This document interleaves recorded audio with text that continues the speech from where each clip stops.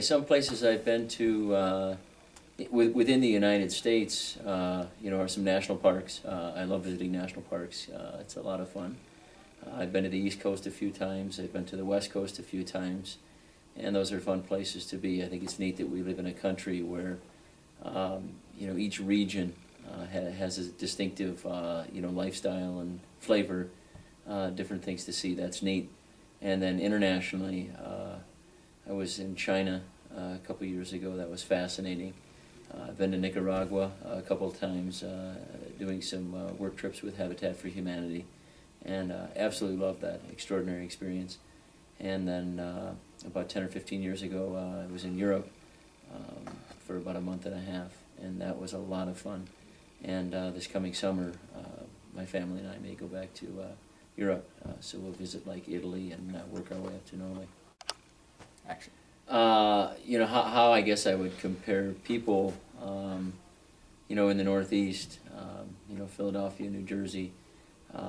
There's more of a kind of aggressive, strong, kind of competitive, sort of in-your-faceness to personality, which is kind of fun. There's a certain adrenaline that you feel out east that might be stronger in other parts of the country. You contrast that with what you see on the West Coast. People are a little more laid back. You can definitely see that people are concerned about enjoying their day, not just kind of what they're accomplishing in the day, maybe to a certain degree. And then just noticing things internationally.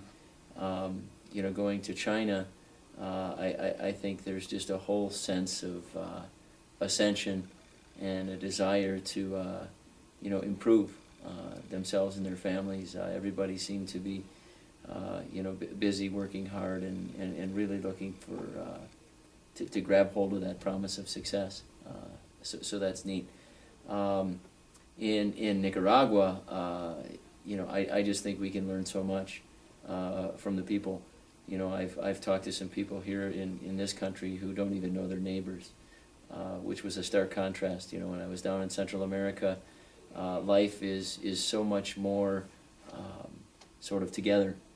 People have their front doors open, a lot of interaction in the streets, just a level of sort of friendliness and neighborliness that just seems non-existent here.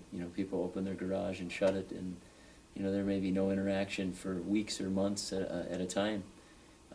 So I think those differences are quite strong. And then, of course, in Europe, I think, you have just, in Italy, the emphasis on history and art is very, very strong. And then getting up, into a place like Scandinavia, where we ended, again, you have just a different level of community, where you have little cross-country ski huts that people will stock with provisions, and there's just a sense of I think community and this overall collective purpose that we don't see as strongly here in the United States. So it's neat. I mean, people are fascinated.